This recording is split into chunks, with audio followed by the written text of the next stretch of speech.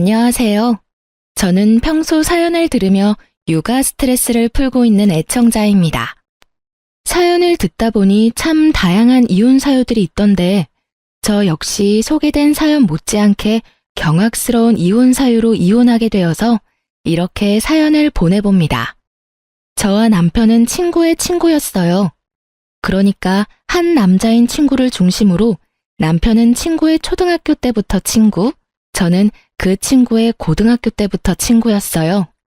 20대 중반이 넘어갈 때쯤 이야기로만 듣던 남편과 술자리를 하게 되었고 그 이후 저흰 친하게 지내며 함께 시간을 보내곤 했죠. 남편과 전 어느 날부터 서로를 좋아하게 되었고 친구 역시 여자가 생겨 4명이서 함께 잘 어울려 다녔죠. 결혼 역시 저희 부부가 먼저 하고 2달 뒤에 친구 커플도 결혼하게 되며 더욱 사이는 돈독해졌어요.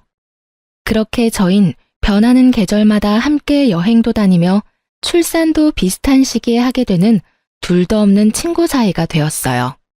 출산을 하고 난 직후를 제외하곤 자주 왕래하며 지냈어요. 함께 육아를 하기도 했고 문화센터도 함께 다니며 많은 시간을 함께 보내곤 했어요. 아기들이 돌이 지나고 난 뒤에는 각자 친정 또는 시댁에 아기를 맡기곤 부부들끼리 여행도 다니곤 했어요. 그런데 생각조차 하지 못했던 곳에서 문제가 생겨나더라고요. 그건 바로 남편의 행동이었어요.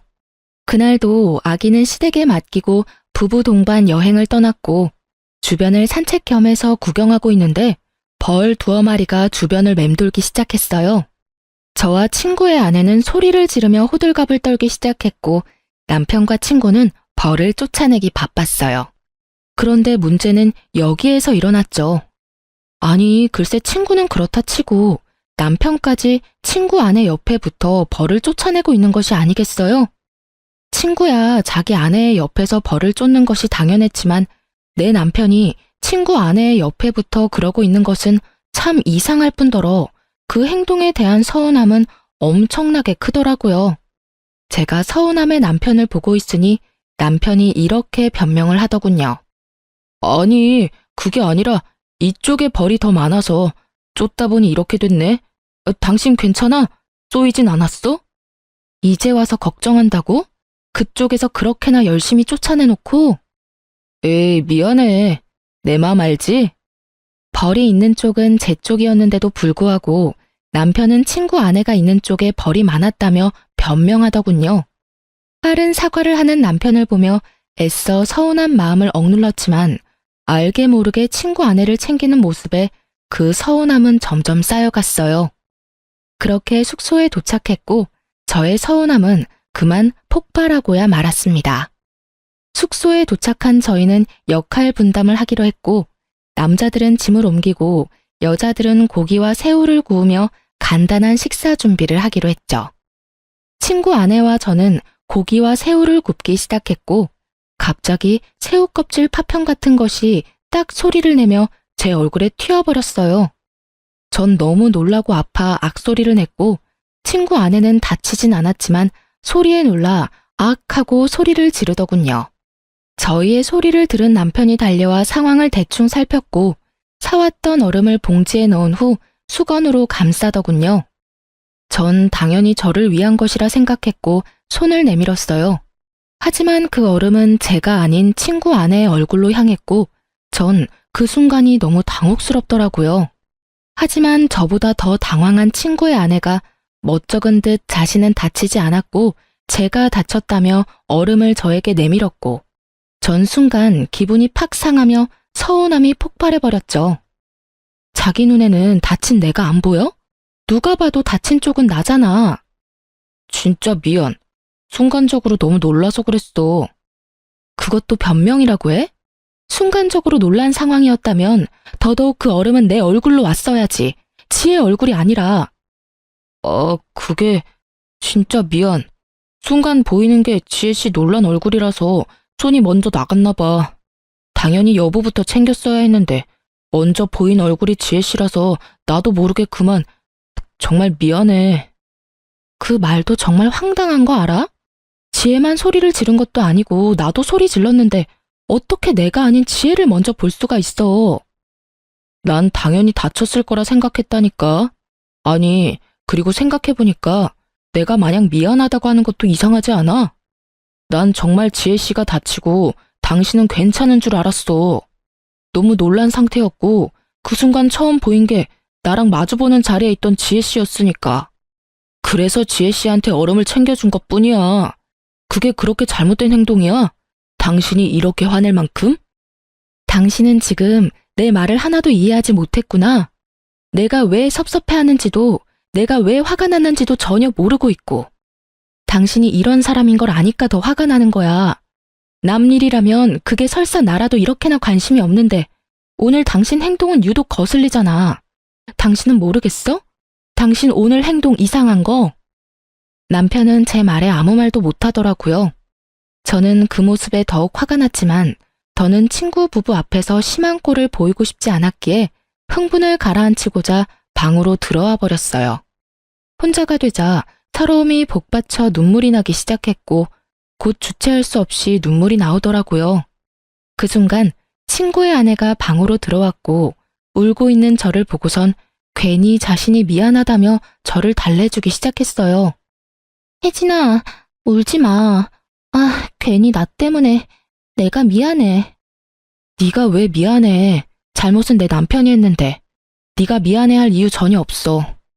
그게 아니라 사실은 내가 요즘 우울증 증세가 좀 심해졌거든. 이유 없이 눈물도 막 나고 나쁜 생각만 들고 너무 무기력하고 그래. 그래서 아마 혜진이 네 남편이 날 더 신경 써주는 것 같아. 미안해, 혜진아. 아, 그래? 그랬구나. 전 이상했어요.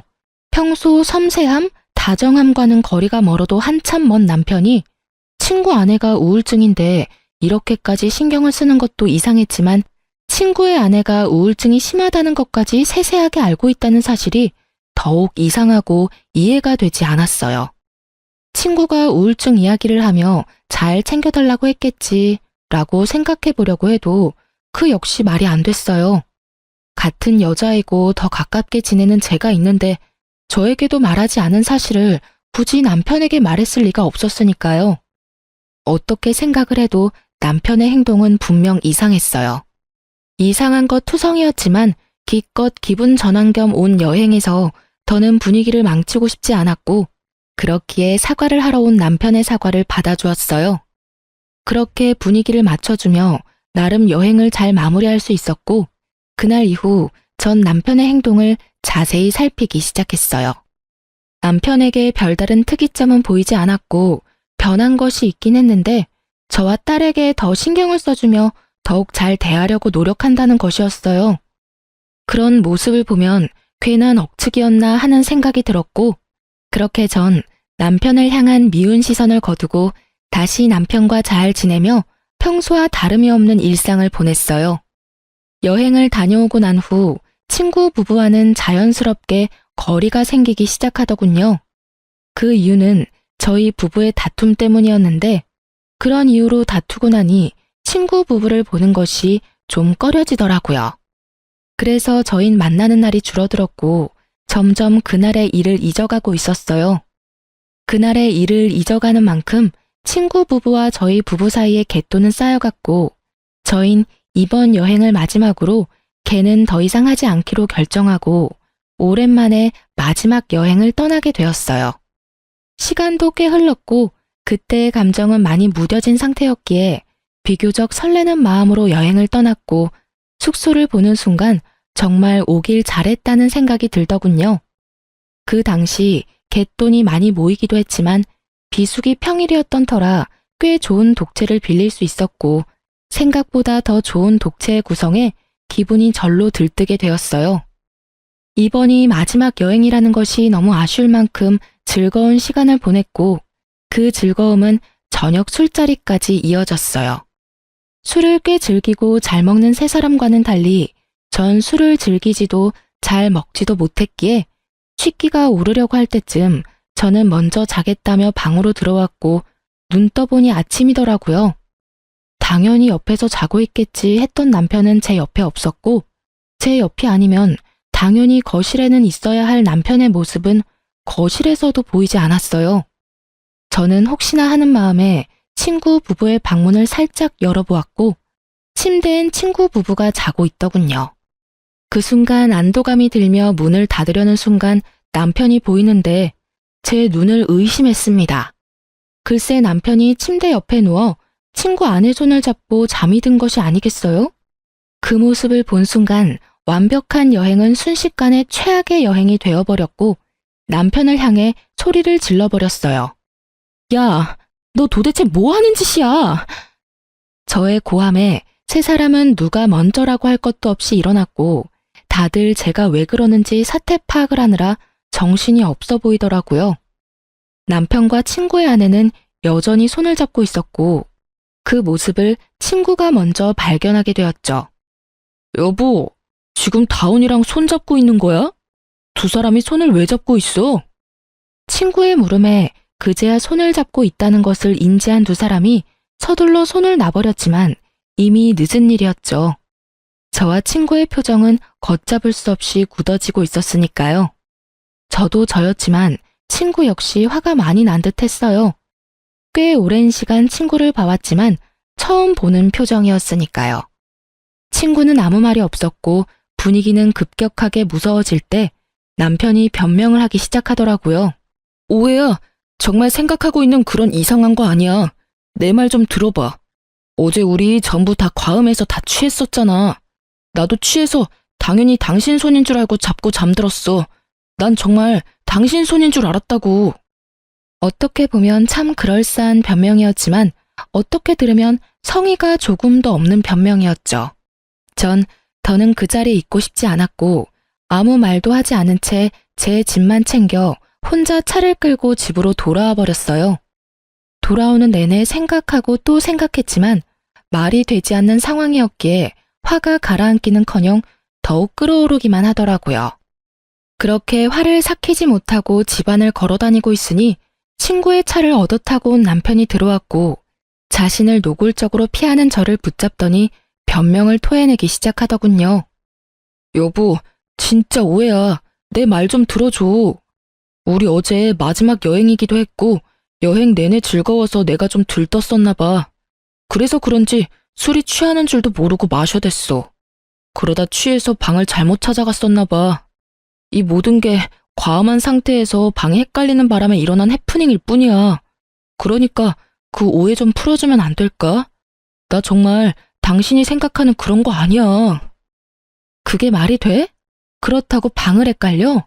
아니, 너무 취해서 방 정도는 헷갈릴 수도 있다고 쳐. 버젓이 두 사람이 침대에 누워있으면 당연히 그 방에서 나와야 하는 거 아니야? 그리고 아무리 취해도 당신 내 손 잡고 잔 적도 없었잖아. 그래서 말했잖아. 내가 좀 들떴었다고. 기분도 좋고 하니까 자는 당신 손이라도 잡고 싶었나 보지. 웃긴다 참. 당신 혹시 지혜한테 관심 생겼니? 그래서 그렇게 말도 안 되는 짓을 하는 거야? 그게 무슨 말이야 도대체. 지혜 씨는 내 친구랑 결혼한 여자야. 그런 여자를 내가 왜 좋아해? 아무리 화가 났다고 해도 말은 좀 가려가면서 해. 내가 오죽 답답했으면 이래? 오죽 이 상황이 이해가 안 되면 그런 더러운 상상까지 하겠냐고. 내가 진짜 미안. 그런데 정말 나 거짓말하진 않았어. 제발 좀 믿어줘. 아무리 남편 말이 사실이라고 한들 남편이 친구 아내의 손을 잡고 자던 모습은 머릿속에서 사라지지 않더라고요. 그 잔상이 남아있으니 남편의 말도 믿기지 않았고요. 그래서 전 한동안은 안방에 들어올 생각하지 말고 거실을 쓰라고 했고 그렇게 저희의 각방 생활은 시작되었어요. 저의 화는 쉽게 풀리지 않았고 일주일이란 시간이 흘렀어요.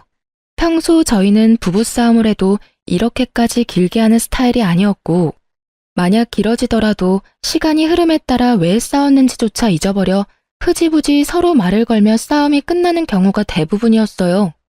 하지만 이번엔 평소 때와는 달랐고 저의 머릿속엔 그날의 일이 잊히기는커녕 점점 선명해지더군요. 남편은 그저 해프닝이라고 했지만 전 이미 남편의 태도 때문에 서운한 일도 있었으니 이번 일이 그저 해프닝이라며 넘길 수가 더욱 없더라고요. 그날도 말 한마디 섞지 않는 남편은 출근을 하고 전 집에서 딸과 함께 시간을 보내고 있었어요. 그런데 친구에게 전화가 오더군요. 그날 이후 처음으로 저에게 전화를 건 친구는 심각한 목소리로 잠시 나올 순 없겠냐고 묻더라고요. 회사에 있을 시간인데 보자고 하는 것을 보니 보통 심각한 일이 아니라는 것을 금세 알아차릴 수 있었고 전 아무것도 묻지 않고 알겠다고 했어요.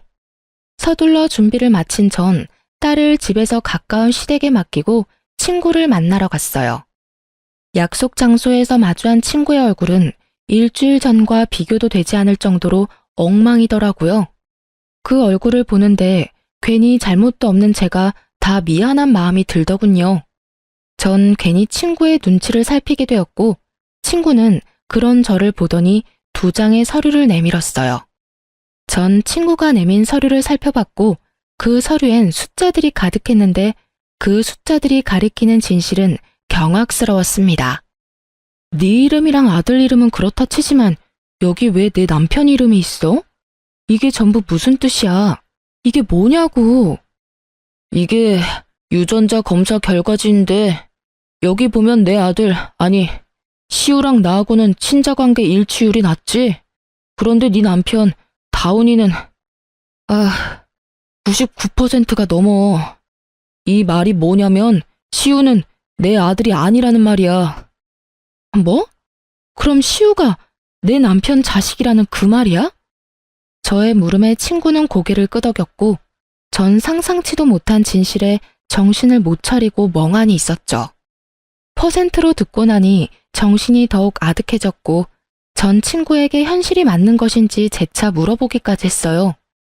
저의 물음에 친구는 현실이 틀림없음을 일깨워 주더군요. 이게 도대체 뭐야? 전부 사실인 거야? 정말 현실인 거지? 꿈 아니지? 현실 맞고 사실도 맞아. 네가 보고 들은 대로 2 연놈이 그렇고 그런 사이인 것도 모자라서 애까지 낳았더라고. 우릴 감쪽같이 속이고 말이야. 할 말이 없더라고요. 아니, 그간의 이상했던 남편의 행실들이 떠오르며 할 말을 잠시 잃었다는 게 더 정확한 표현이었어요. 전 할 말을 잃었고 그간 남편의 행실이 드디어 이해되기 시작했어요. 이런 사이이니 제가 앞에 있는데도 불구하고 상간녀를 챙겼고 술에 취해 정신을 놓고 상간녀의 손을 잡고 잠이 들었던 것이었어요. 전 그저 허탈함이 몰려왔고 그 허탈함에 웃음이 나더라고요. 그런 저를 보던 친구는 왜 이런 검사까지 하게 되었는지 설명하기 시작했어요. 처음엔 그저 시우가 당근 알레르기가 있다는 사실을 알게 됐고 그땐 그냥 신기한 우연이라고 생각했어. 그렇잖아. 제일 친한 친구가 당근 알레르기 있는데 내 아들도 당근을 먹더니 온몸에 두드러기가 나니까. 심지어 증상도 네 남편이랑 똑같았는데도 그런 쪽으로 생각도 안 해봤으니 그저 신기하다고만 생각했던 것 같아. 그런데 점점 이상한 거야. 지나치게 내 아내를 챙기는 모습도 그렇고 괜히 내 눈치를 보는 아내도 그렇고 이상하다 싶었는데 그날 2 사람이 손을 잡고 있는 모습을 보는데 의심이 확신이 되더라고. 그래서 그 새끼가 숙소에서 쓰던 칫솔이랑 쓰던 베개에서 머리카락 좀 챙겨서 의뢰했는데 결과가 이렇네. 이게 무슨 일이냐 도대체. 친구도 허탈한 듯 웃어버리더군요. 그런 생각은 했었어요. 어쩌면 남편이 친구 아내에게 약간의 호감 정도는 있을 수 있겠다고요. 정말 딱 그 정도까진 생각하긴 했었지만 이렇게 깊은 관계라곤 상상조차 한 적이 없었는데 제 앞에 닥친 현실이 너무 아프고 충격적이더군요. 친구 역시 충격이 컸다고 하며 말을 이어나갔어요. 앞으로 어떻게 해야 좋을까? 나 혼자 결정할 문제는 아닌 것 같아서 불렀어. 넌 어떻게 했으면 좋겠어? 어떻게 하면... 친구의 말을 듣는데 눈물이 나오더군요. 제가 울기 시작하자 친구 역시 울기 시작했고 그간 많이 힘들었는지 어깨까지 들썩이며 울기 시작하더군요. 울 만큼 운 친구와 저는 이야기를 나눴고 저희의 뜻은 같았어요. 저흰 2 사람을 용서할 마음도 이대로 편하게 살게 할 마음도 없었기에 계획을 세웠고 그 눈물의 계획은 곧바로 실행하기로 했어요. 일단 친구는 남편에게 빌려준 돈부터 돌려받기로 했어요. 그간 저도 모르게 적게는 50만 원, 많게는 300만 원. 이런 식으로 빌린 돈이 꽤 되더라고요. 입금 내역을 살펴보니 그 금액이 총 3천만 원 가까이 되더군요. 가족 같은 친구에게 빌려줬고 받을 생각도 없었다는 친구의 말을 듣는데 마음이 참 아프더군요. 너 미쳤어? 이렇게 큰 돈을 왜 빌려준 거야? 나야 집에 급한 일이 있다고 하길래 빌려줬지. 너도 알다시피 이런 일 알기 전까진 그 새끼가 나한텐 가족 같은 친구였잖아.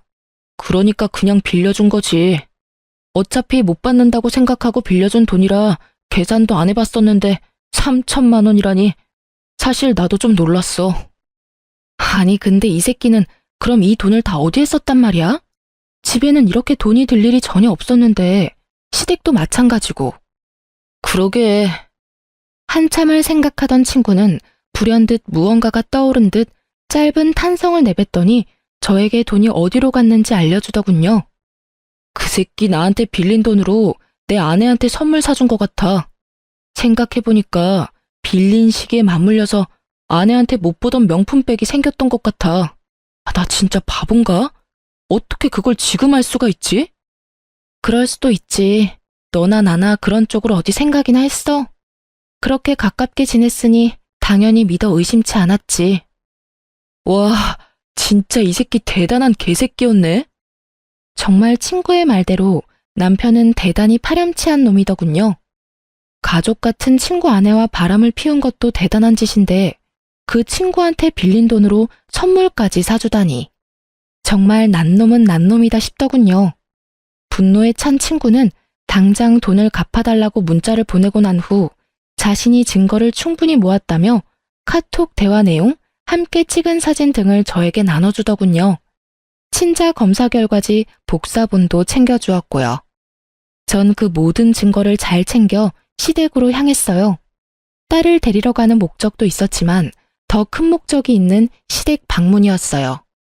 평소 아버님은 입버릇처럼 이런 말씀을 하시곤 했어요. 어머님 역시 같은 생각이었고요. 둘 다 잘 듣거라. 부부 사이에 다른 건 몰라도 폭력, 외도는 사람이 해선 안 되는 짓이다. 폭력에는 언어폭력도 당연히 포함되고 외도엔 정신적인 교류도 포함되는 거란다. 혹시나 만에 하나라도 이런 짓거리를 하다 걸리는 날엔 그 누가 되었든 난 절대 용서하지 않을 테니 잘 새겨들어. 이런 당부를 남편뿐 아니라 저 역시 귀에 못이 박힐 정도로 들었던 터라 모든 사실을 일단 아버님과 어머님께 알리기로 한 것이었죠. 시댁에 들어선 저의 낯빛이 심상치 않음을 눈치챈 어머님은 저에게 무슨 일 있냐며 제 표정을 살피기 시작했어요. 아가, 무슨 일이 있니? 표정이 너무 안 좋구나. 아버님 오시면 말씀드려도 될까요? 2번 말하기엔 제가 너무 힘들어서요. 그래? 네가 정 그렇다면 그렇게 하려무나. 일단 좀 앉아. 안색이 너무 안 좋아. 저를 소파에 앉힌 어머님은 아버님께 전화를 걸어 집에 일이 있으니 일찍 들어오라는 말을 전했고 얼마 지나지 않아 아버님이 들어왔죠. 급히 오신 듯 숨을 헐떡이는 아버님에게 어머님은 물을 한 잔 떠다 주셨고 전 그런 아버님 앞에 자리를 잡고 앉았어요. 그래, 무슨 일인지 말해보렴. 아버님, 우선 이것부터 좀 보세요. 아버님은 제가 내민 검사 결과지와 외도 증거들을 살펴보셨고 이내 충격이 크신 듯 눈을 감아버리시더라고요. 그러셨겠죠. 친구와 남편은 앞서 말했듯이 초등학교 때부터 친했으니 시댁에도 자주 오가며 그야말로 가족같이 지낸 친구였고 그랬기에 시부모님들 역시 친구는 물론이고 친구의 아내까지 일면식이 있는 사이였으니 그 충격은 더욱 크실 수밖에요. 아버님에게 있던 서류와 증거들은 이내 어머님의 손으로 넘어갔고 이내 어머님의 입에서 어머나 하는 소리가 나오고서야 아버님은 감았던 눈을 뜨시더라고요. 아버님은 일단 저를 안쓰러운 눈빛으로 바라보셨어요. 넌 괜찮니? 상처 많이 받았지? 괜찮다고 하면 거짓말이고 좀 힘들어요, 아버님. 어떻게 이런 일이 현실에서 일어날 수 있는지 사실 아직까지 믿기지도 않고요. 그런데 믿지 않기엔 이렇게나 증거들이 넘치니 참 암담하네요. 그래, 당연히 그럴 게다. 일단 다 여기로 불러야겠구나. 당사자들이 다 모여야 뭐든 할 수 있을 테니 그동안 넌 안방에라도 가서 좀 쉬려무나. 아니에요, 아버님. 전 여기서 그냥 앉아 있어도 충분히 편해요. 그래, 너 편한 대로 하렴. 저의 심정을 들으신 아버님은 누르던 화가 이따금씩 솟아오르시는지 노발대발하시며 혼잣말로 화를 내시기도 하고 아무 말 없이 가슴을 치시기도 하더군요. 그렇게 화를 애써 삼키시던 아버님은 이내 전화를 걸어 이 사건의 당사자인 남편과 친구 부부를 시댁으로 불러 모았고 제일 먼저 도착한 것은 다름 아닌 남편이었습니다. 남편은 아무것도 모른 채 밝게 웃으며 시댁으로 들어오더군요. 표정을 보아하니 저도 있다는 말을 듣고 드디어 우리가 화해라도 한다고 생각한 모양이었어요. 하지만 남편의 그런 헛된 기대는 산산이 부서지고야 말았죠. 시댁에 발을 들인 남편을 보자마자 아버님이 곧장 남편에게로 다가가 따귀를 날리셨으니까요. 남편은 영문도 모른 채 맞아버린 상황이 되었고 놀란 토끼 눈을 하고선 입을 열더라고요. 아니 아버지, 갑자기 왜 이러시는 거예요? 이유는 말씀해주고 때려도 때리셔야죠. 남편은 따지듯 아버님께 물었고 아버님은 대꾸할 가치도 없다는 듯 한 번 더 남편의 따귀를 때리시더군요. 상황이 이렇게 되자 남편은 드디어 상황이 범상치 않음을 깨달은 듯 입을 다물고 있었고 곧 시끄러워질 것을 예상하신 어머님은 품에서 곤히 자고 있는 손주를 안고서 방으로 들어가시더라고요. 아버님은 그제야 남편에게 소리를 고래고래 지르시며 참았던 화를 쏟아내시기 시작했어요. 너 같은 놈이 내 자식이라니 내가 부끄러워서 고개를 들고 다닐 수가 없구나. 내가 널 이리도 잘못 키운 줄도 모르고 남의 집 귀한 딸한테 장가를 보냈으니 이 죄를 어떻게 다 갚느냐 말이다. 네가 제정신인 거야? 아니, 인간은 맞는 게야? 어떻게 인간이라는 것이 절대 해선 안 되는 그딴 짓을 하고도 고개를 빳빳이 쳐들고 다닐 수 있단 말이냐? 너 하나 때문에 지금 몇 명이나 상처받고 인생이 망가졌는데 네가 웃어? 난 너 같은 자식은 필요 없다. 앞으론 자식 하나 없는 셈 치고 살 테니 너도 그런 줄 알아. 아직까지도 영문을 알 수 없는 남편은 분노가 극에 달한 아버님이 무섭긴 했는지 아버님에게서 한 발 물러서며 이렇게 말하더군요. 아버지, 갑자기 왜 이러시는지 이유라도 설명해 주세요. 저도 뭘 알고 혼나도 혼나고 맞아도 맞아야죠. 아직도 감도 못 잡은 꼴이라니. 이렇게까지 내가 화를 내는데 그 이유를 정녕 모르는 게야? 네가, 네 놈이 감히 내가 그렇게 당부했건만 감히 바람을 피워? 그것도 가장 친한 친구 아내를 상대로? 아버님의 말에 남편의 얼굴이 그야말로 사색이 되어 가더군요. 그러면서 저를 한번 쓱 보더니 변명을 하기 시작했어요. 변명을 들어보니 고작 상간녀와 손잡고 잠이 든 사실로 화가 많이 난 제가 아버님에게 잃은 것이라고 착각하는 듯 했지만요. 아버지, 그게 아니라 다 오해예요. 저희가 다 함께 어울려 여행 자주 다녔던 건 알고 계시죠? 무슨 말을 어떻게 들으셨는지 모르겠지만 그 일도 단순하게 술을 많이 먹고 일어난 실수 같은 일이었어요. 집사람한테도 충분히 설명을 했는데 집사람은 아직 화가 풀리지 않았고요. 하지만 집사람이 생각하는 것처럼 절대 바람을 피운 사실은 없어요. 정말이에요. 맹세할 수 있어요. 아버님이 모든 사실을 다 알고 있다는 사실을 전혀 모르는 남편놈은 맹세라는 단어까지 써가며 자신의 억울함을 털어놓았고 그런 남편의 거짓말에 더욱 화가 난 아버님의 손이 다시 올라가는 순간 친구 부부가 배를 눌렀고 일단 상황은 잠시 멈추게 되었어요.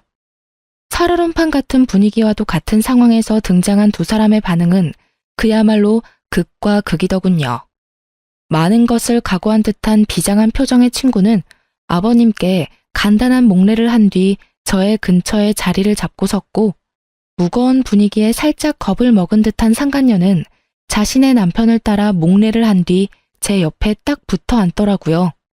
전 그런 상간녀에게 살짝 떨어지며 말했어요. 내 옆자리 말고 넌 저기에 가서 앉아. 이렇게 말하며 제 남편의 옆자리를 가리켰고 무슨 일인지 전혀 알지 못하는 상간녀는 많이 의아해하면서도 심상치 않은 분위기에 제 말대로 남편의 옆으로 가더군요. 그리고 아버님의 말씀에 따라 불륜의 증거들이 거실 바닥에 흩날리며 긴 이야기가 시작되었어요. 너 방금 오해라고 그랬지? 이걸 보고도 그런 말이 나올 수 있는지 어디 보자. 아버님께서 나열한 증거들을 보던 두 사람은 동공이 흔들리기 시작했고 유전자 검사 결과지에서 한눈에 보기에도 알 만큼 심하게 동공이 흔들리더라고요.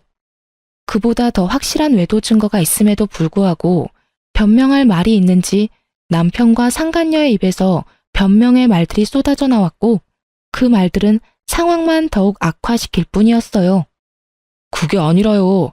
아버지, 저희가 처음부터 작정하고 그랬던 것이 아니라 어쩌다 보니 딱 하룻밤 실수였는데 아기가 덜컥 생겨버렸어요. 이미 생긴 아기를 없앨 수도 없는 노릇이었고 고민하면서 차일피일 미루다 보니 이미 늦었더라고요. 그래서 일이 이렇게 돼버렸어요. 네, 맞아요, 아버님. 처음부터 이러려는 건 아니었어요.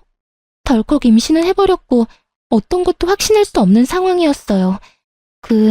시기가 비슷해서 그래서 단호하게 결정을 내릴 수도 없는 상황이 계속되다 보니 배가 불러왔고 고민이 길어지다 보니 출산까지 하게 됐어요. 그렇게 나와보니 시우가 이 사람 아들이더라고요. 정말 그럴 거라고 확신하고 낳은 아이가 아니었어요. 정말이에요. 이 무슨 납득이라곤 0.0001%도 되지 않는 저급한 변명인가요? 그러니까 애초에 외도는 저지른 것이 맞으나 아기는 어쩔 수 없이 낳을 수밖에 없는 상황이라 낳았다. 이 말인가요? 아니면 서로 정이 통한 것은 맞으나 친구 아기일 수도 있기에 낳았단 이 말인가요? 이 말이든 저 말이든 친구와 제가 가장 중요하게 여기는 외도 사실은 틀림이 없었고 아버님은 개똥 같은 변명에 크게 화를 내시곤 저와 친구에게 의견을 물어보더군요. 이 상황에도 변명이나 하는 꼴이라니. 그리고 그걸 말이라고 하고 있는 게야? 둘 다 어찌 이렇게 어리석고 한심한 게야? 어휴, 두 사람은 이 한심한 것들이랑 어떻게 할지 결정된 바가 있어? 있다면 앞으로 어떻게 할 계획인지 말해줬으면 하는데 말해줄 수 있겠나? 네, 아버님. 일단 전 이혼을 하려고요. 애도 있고 웬만해선 참고 살라는 말도 있지만 이 상황이 웬만한 상황은 아니니 도저히 참을 수가 없을 것 같아요. 그리고 상간녀 소송도 진행할 예정이에요. 아버님과 어머님껜 참 죄송해요. 정말 잘해주셨는데 이런 결정을 하게 돼서. 저 역시 이혼할 예정입니다. 이미 신뢰는 깨졌고 믿고 사랑했던 만큼 배신감이 커 더는 결혼 생활을 유지하긴 힘들 것 같아요. 저 여자와는 상관없이 제가 너무 불행할 것만 같거든요. 상간남 소송 역시 진행할 예정이고 다운이에게 빌려준 돈이 좀 있습니다. 3천만 원가량 되던데 처음엔 받지 않을 생각으로 빌려준 돈이었는데 알아보니 저에게 빌린 돈으로 이 여자에게 명품 선물을 해줬더라고요. 그래서 그 돈도 다 받을 예정입니다.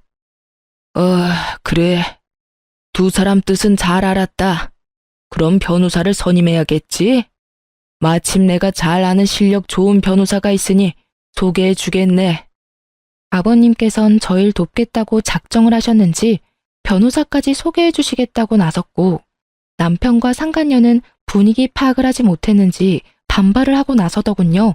아버지, 변호사라니요. 꼭 이렇게까지 하셔야 합니까? 저 두 사람이 아닌 제가 아버지 자식이잖아요. 그것도 하나뿐인 아들. 그런 저한테 꼭 이렇게까지 하셔야 합니까? 그래요, 아버님. 전 아버님의 세상이 둘도 없는 손자까지 낳은 여자라고요. 그런데 왜 혜진이 편만 들어주세요? 엄연히 이 집 장손을 낳은 건 저라는 사실을 이제 잘 아시잖아요. 그래요, 아버지. 과정이 어떻게 됐든 대가 끊길 뻔한 집에 떡하니 장손을 낳아준 여자라고요. 그러니 마음 좀 푸시고 저희 상황도 좀 이해해 주세요. 상황 파악은 전혀 하지 못하고 저런 말이나 하는 남편과 상간녀를 보는데 참 어이가 없더군요. 이 와중에 장손 타령이라니 인간의 탈을 쓰고 어찌 저리 뻔뻔할 수가 있었을까요? 다름 아닌 저와 친구가 떡하니 보고 듣고 있는 걸 잊었을 리 없을 텐데요. 오만 생각이 다 드는 그 상황에서 한 가지는 분명하더군요. 저 두 사람은 저와 친구에게 미안한 마음이 조금도 없다는 것을요. 그렇지 않고서야 모든 사실이 밝혀진 지금 저희에게 사과는커녕 미안하단 눈빛조차도 보내지 않을 리가 없었을 테니까요. 상황이 이렇게 되자 전 어떻게 해서든 두 사람을 나락으로 떨어뜨려버리고 싶었어요. 남편을 너무 사랑했던 만큼 배신감 역시 엄청났으니까요. 아버님 역시 이런 제 마음을 100번 이해한다는 듯 부들부들 떨고 있는 제 손을 토닥여 주시면서 남편을 향해 호통을 치시더군요. 하나뿐인 아들? 내 말을 잊은 게야? 난 분명 너 같은 자식은 이제 없는 셈 친다고 하지 않았느냐? 다시 한번 말해주마. 오늘부터 넌 내 자식이 아니다. 즉, 연을 끊자 이 말이야. 그러니 자연스럽게 그 아이도 내 손주가 아니다. 아이라도 들이밀며 어떻게 해서든 나한테 비벼볼 생각이라도 하려 들거든. 쓸데없는 짓이니 괜히 아이만 더 불쌍하게 만들지 말란 말이다. 아버지, 그래도 제가 아버지 자식인데 연을 끊겠다니 그 무슨 어떻게 저한테 이렇게까지 매정하실 수가 있어요? 박다훈, 내가 이 이름을 지을 때 얼마나 행복했는지 넌 모를 거다. 그 행복했던 기억과 감정이 아직 내 마음과 머릿속에 남아있는데 내가 이렇게까지 할 땐 그만한 잘못을 네가 저질렀다는 생각은 못하는 게야? 아무리 제가 잘못했다고 한들 혜진이는 엄연한 남이고 제가 아버지 핏줄이잖아요. 핏줄이기에 이러는 것이다. 내 핏줄이기에. 난 네가 모든 사실이 밝혀진다면 적어도 혜진이한테 사과라도 할 줄 알았다. 비록 그것이 눈에 훤히 보이는 거짓 사과라고 하더라도 네가 최소한 사람 새끼가 맞는다면 네가 큰 배신을 한 혜진이에게 사과라도 할 줄 알았다 이 말이다. 그런데 넌 어떻게 했느냐? 혜진이를 보기는커녕 시종일관 어떻게 해서든 교묘한 수로 상황을 피해가려는 행동만 하고 내 눈치만 살피면서 내 마음만 풀어보려고 하지 않았느냐? 그제야 남편은 저와 친구를 바라보더군요. 여보, 미안해. 너한테도 내가 할 말이 없다. 그런데 정말 작정하고 두 사람을 속인 건 아니었어. 그것만은 믿어줘. 이때껏 아무 말도 없다가 기껏 한다는 말이 저 따위더라고요. 얼마나 어이가 없었으면 그 심각한 상황에 코웃음이 다 나더군요. 작정한 게 아니야? 정말 그랬다면 모든 사실을 알았을 때라도 두 사람이 만나지 말았어야지. 관계를 끊었어야지. 적어도 우리한테 그 정도 예의는 지켜줬어야지. 그 당연한 예의도 지키지 못했으면서 작정하고 속인 게 아니야? 넌 지금 그걸 사과라고 하며 그걸 변명이라고 짓거리는 거야? 할 말이 없으면 차라리 하지를 마. 그 편이 덜 비참해. 아니야. 정말 미안해. 진심이야. 진심이라는 남편의 말과는 달리 그 눈동자엔 어떠한 미안함도 담고 있지 않더군요. 그 눈빛을 보는데 절망감조차 느껴지지 않더군요. 친구 역시 저와 같은 마음인 듯 남편을 바라보는 눈빛에 기대라곤 찾아볼 수 없더라고요. 그런 남편의 눈빛과 저희 마음을 아버님 역시 알아채시곤 말하셨죠. 그걸 진심을 담아서 한 사과라고 하는 것이냐? 난 너를 이렇게 파렴치한 놈으로 키운 적이 없는데 네가 이렇게 컸다면 그 역시 내 탓이라고 생각한다. 그렇기에 더욱 난 너를 자식으로 받아들일 수가 없는 게야. 난 내 하나뿐인 자식을 보지 않는 것으로 자식을 잘못 키운 벌을 받을 생각이다. 네 엄마도 내 뜻을 따르기로 했고 그러니 더는 설득할 생각 말고 이 집에서 나가거라. 그리고 두 번 다신 이 집에 발도 들이지 말거라. 그렇게 상황은 마무리되었고 한동안 제 마음은 편치 않았어요.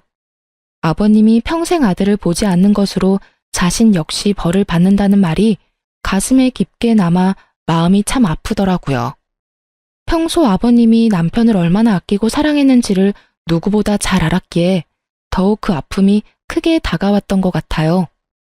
친구와 전 아버님께서 소개해 주신 변호사분을 만나 충분한 상담을 한 후 이혼과 상간남, 상간녀 소송을 진행하기로 했어요. 그렇게 이혼이 진행되는 사이 아버님이 그간 가족으로 살 수 있어 여러모로 고맙고 행복했다며 살고 있는 집 명의를 아버님 명의에서 제 명의로 돌려주시더라고요. 이까짓 걸로 제 마음을 풀어보려는 것이 아니라며 그저 자신이 줄 수 있는 양육비이자 위자료라고요. 혼자 딸을 키워나가는 것이 제가 예상하는 것보다 훨씬 힘이 드는 일이라는 걸 저는 알고 있었고, 그렇기에 전 그저 감사하다며 받았습니다. 소송은 시작되었고 생각보다 그 과정은 더 치열하고 더럽더라고요.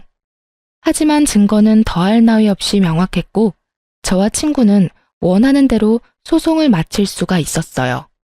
결혼할 때도 맨몸으로 시집왔던 상간녀는 위자료를 감당할 여유 따윈 없었고 상간녀에 대한 마음이 진심인 전 남편이 자신의 위자료와 상간녀의 위자료까지 감당하고 나서더군요.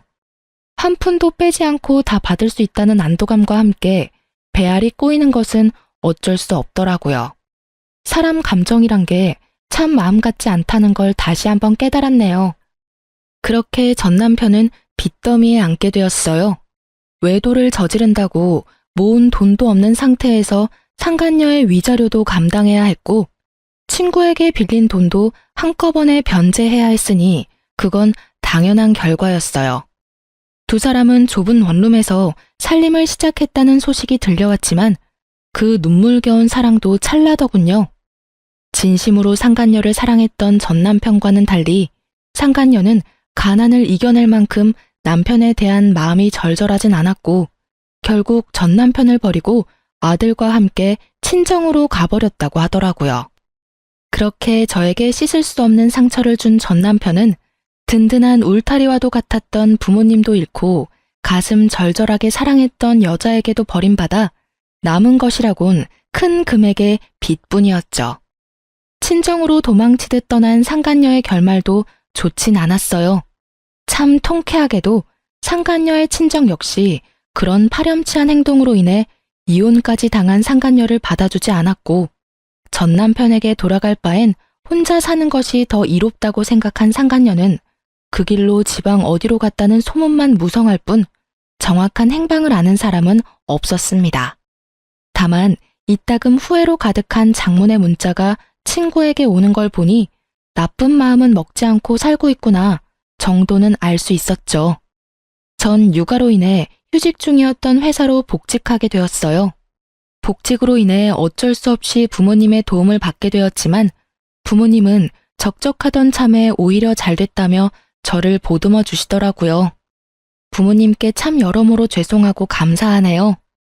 집은 친정에서 가까운 곳으로 이사를 하게 됐는데 딸 때문도 있었지만 전 남편이 술에 취해 찾아온 적이 있어 서둘러 옮기게 됐어요.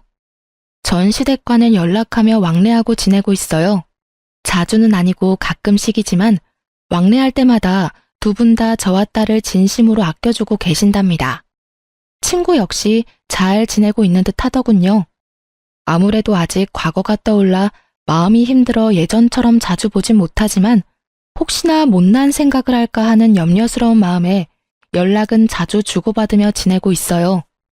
친구 역시 저와 같은 마음으로 저에게 자주 안부를 물어주고요.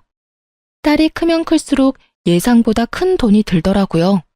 그때마다 통 크게 집을 주신 전 시아버님께 얼마나 감사한지. 어쨌든 전 이혼한 것만 뺀다면 비교적 평범한 워킹맘처럼 잘 살아가고 있어요. 물론 딸이 더 잘하고 아빠와 함께해야 하는 행사에 참석해야 하는 날이 온다면 그땐 또 딸에 대한 미안함에 마음이 아플 테지만요. 참고로 딸의 아빠를 만들어주기 위해 재혼할 생각은 전혀 없을 뿐더러 저 역시 또 다른 누군가를 사랑하고 믿을 자신이 없기에 아직까진 재혼의 제자도 생각해 본 적이 없네요.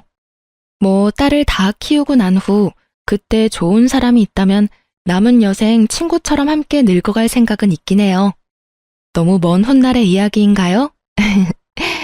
하여튼 저의 지금 유일무이한 단 한 가지 소망은 딸과 함께 행복하게 잘 살아가는 것이에요. 처음 모든 사실을 알고 이혼을 결심하기까지 참 힘들었어요. 막상 친구와 함께 이혼 결심을 하고 복수 계획까지 세우면서도 이게 맞나? 이렇게 되면 우리 딸은 어떻게 하지? 이런 한심한 생각들로 가득했던 것 같아요. 그 당시엔 혼자 헤쳐나갈 길이 너무 험난해 보였고 그 험난한 길에서 딸이 받게 될 상처가 너무 두렵더군요. 그렇게 겁이 많던 전 용기를 내 이혼을 해냈고 지금은 이혼하기 전보다 더할 나위 없이 잘 살고 있고 행복해요. 그러니 남편의 잘못으로 이혼은 하고 싶지만 앞으로 남은 날들에 대한 안녕하세요. 저는 짧은 결혼 생활을 하고 초스피드로 솔로로 돌아오게 된 돌싱녀입니다. 짧은 결혼 생활 동안 얼마나 황당하고 어처구니가 없는 일을 겪었는지 하소연도 할 겸해서 사연을 보내게 되었어요. 워낙 글재주가 없어 부끄럽긴 하지만 부디 재미있게 들어주시면 감사하겠습니다. 저와 남편은 선자리를 통해 만났고 결혼 정년기에 만난 사이였기에 자연스럽게 결혼 이야기가 오가게 되었어요. 우리 결혼할래? 이런 이야기가 아니라 남편은 남편대로 저는 저대로 가지고 있던 계획 같은 이야기들이요. 이야기를 나눠보니 남편과 전 결혼에 대해 추구하는 바가 같았고 몇 번의 만남 뒤 자연스럽게 결혼을 전제로 한 만남이 시작되었어요. 그렇게 1년, 길다면 길고 짧다면 짧은 시간 동안 연애를 한 저희는 결혼을 하게 되었죠. 저희가 결혼을 준비할 당시 남편의 형인 아주버님도 결혼을 준비하고 있던 터라 우리 결혼을 미룰까 하는 고민도 했었지만 한 번 미루기 시작하면 한없이 미뤄야만 할 것 같았기에 그냥 진행하기로 했어요. 어차피 부모님 도움을 받지 않기로 합의를 봤던 터라 양가 부모님들도 흔쾌히 허락을 해주셨었죠. 지금 생각하면 하늘이 도망가라고 주신 기회였는데 그것도 모르고 서둘러 결혼까지 했으니 다시 생각해도 저 자신이 안타깝네요. 어쨌든 저흰 결혼을 무사히 마쳤고 잘 살았어요. 그런 저희와는 달리 오래전부터 결혼 이야기가 오가던 아주버님은 상견례까지 하고선 파혼을 하게 되었어요. 상견례 이후 좋지 않은 소리가 오가고 싸웠다는 소리가 적잖게 들리더니 결국 헤어졌다고 하시더라고요. 아주버님의 파혼, 문제는 여기서부터 시작되었어요. 파혼을 하게 된 아주버님은 외롭다는 말도 안 되는 이유로 저희의 신혼집을 자주 오기 시작했고 숨쉬듯 자연스럽게 부부 사이에 눈치도 없이 끼어 시간을 보내려고 하더라고요. 그것도 한두 번이지 웃으면서 넘길 수 있는 횟수가 넘어가고 급기야 일주일에 5번을 오는데 결국 전 폭발하고야 말았죠. 자기야, 이야기 좀 해. 왜? 무슨 일 있어? 화난 것 같은데? 나 지금 화났어. 그것도 아주 많이. 왜? 무슨 일이길래 그렇게까지 화가 났어? 몰라서 물어? 아주버님, 당신 형, 너무 자주 오잖아. 한 달에 한두 번도 뜨악할 일인데 일주일 5번은 해도 너무하잖아. 나 정말 불편해. 시누이가 온다고 해도 불편한데 하물며 아주버님은 남자잖아. 내가 얼마나 불편하겠어? 그리고 우리 신혼이야, 신혼. 아직은 알콩달콩해야 할 시기에 매번 아주버님이 끼어서 그게 뭐냔 말이야. 그러면 파혼하고 힘들어하는 사람 오지 말라고 그래. 힘들다 외롭다를 입에 달고 사는 형을 그냥 내버려 두란 말이야. 아무리 외로워도 너무 자주 오시잖아. 아무튼 이건 아니야. 2명이 사는 게 아니라 3명이 사는 기분이라고. 뭘 또 그렇게까지 말하냐? 불편해도 조금만 참아주면 안 돼? 형이 한평생 외롭겠어. 그냥 형이 좀 편안해질 때까지 조금만 우리가 참고 이해해주면 되잖아. 그게 그렇게 힘들어? 저는 남편과의 대화를 통해 깨달았어요. 말이 통하지 않는 인간이라는 것을요. 형을 많이 따르고 남다른 정이 있다고 생각은 했었지만 이 정도일 줄은 상상도 못했던 거죠. 도무지 말을 들어 먹을 생각이 없는 남편놈을 위해 전 한 가지 묘수를 생각해냈어요. 그날 저녁 남편은 저의 예상대로 제 말은 무시한 채 아주버님과 함께 집으로 함께 들어왔고, 집으로 들어온 두 사람은 소파에 앉은 손님을 보고 화들짝 놀래더군요. 장인어른 오셨어요? 우리 사위 이제 오나? 사돈 총각도 놀러 왔나 보네요. 네, 사돈 어르신. 오랜만에 뵙겠습니다. 그래요. 전 집으로 아빠를 불렀어요. 남편의 말대로 아주버님이 외로워서 오는 거라면 저희 아빠도 외롭긴 매한가지니 오시라고 한 것이었죠. 갑작스러운 아빠의 등장에 두 사람은 적잖게 당황을 하더라고요. 그랬겠죠. 사위 불편하다고 집에는 한 번도 오신 적이 없는 장인어른이 온다 간다 연락도 없이 떡하니 거실 소파에 앉아 계시니까요. 남편은 당황하는 것도 잠시 저를 쏘아보다가 따로 안방으로 부르더라고요. 왜? 나 저녁 준비 중인 거 안 보여? 저녁이고 뭐고 왜 장인어른이 우리 집에 있어? 왜? 당신 형은 와도 되고 우리 아빠는 오면 안 돼? 당신 정말 이런 식으로 나올 거야? 이게 뭐 하는 짓이야, 유치하게. 뭐가 유치한 건지 난 모르겠네. 난 그저 당신이 외로운 형 챙기길래 나도 더 늦기 전에 외로운 우리 아빠 챙기기로 결심한 것뿐이야. 외로운 사람들끼리 다 모여서 저녁 먹자는데 그게 뭐 문제가 돼? 남편은 할 말이 없는지 그저 가자미 눈을 하고 저를 노려보더군요. 그런 남편의 눈빛을 무시한 채 전 거실로 나왔고, 거실엔 몹시 불편해 보이는 아주버님과 이 모든 상황이 그저 재미있다는 듯 웃고 계시는 아빠가 있었어요. 이미 저에게 모든 상황을 전해들은 아빠는 괜히 아주버님에게 말을 걸더라고요. 뭐 잘 지냈냐, 소식은 들었다. 요즘은 만나는 사람이 없냐는 둥 안부를 묻는 말이요. 아빠의 질문이 계속될수록 아주버님의 표정은 애써 밝은 척은 했지만 눈에 띄게 굳어져 가더라고요. 그렇게 재미있는 상황이 이어지는 그때 남편이 방에서 나왔고 전 아빠에게 남편이 뒤집어질 이야기를 했어요. 아빠, 그러지 말고 오늘 자고 가. 내일 주말이잖아. 어차피 집에 가도 아무도 없는데 빈집에 가봤자 외롭기밖에 더해? 그러니까 오늘 그냥 자고 가라. 응? 내일 일어나서 외식도 하고 저녁까지 먹고 가면 되겠다. 그렇지? 그럼 우리 딸 집에서 오늘은 자고 갈까? 우리 사위 괜찮지? 네. 그럼요. 얼마든지 주무시고 가세요.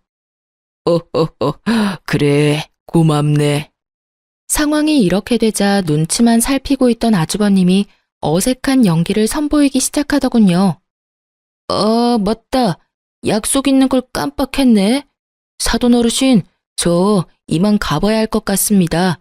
저녁 약속이 있었는데 깜빡하고 있었네요.